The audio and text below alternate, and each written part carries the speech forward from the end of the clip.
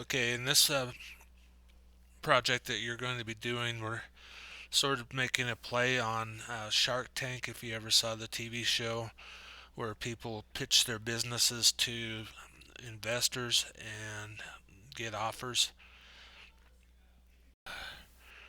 This is basically going to be a proportions video or proportions assignment, this portion. So if we have the equation given to us, the investment over value equals percent of equity over 100.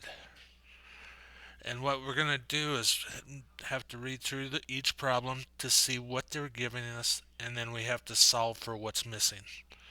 So in this case, she's been offered an investment of 15,000. So we're going to have 15,000 there. And her appraised value of her business is 120,000.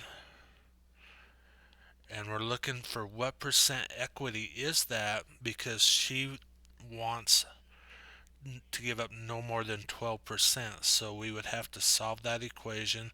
We would have to divide that and multiply by 100 to get the percent equity.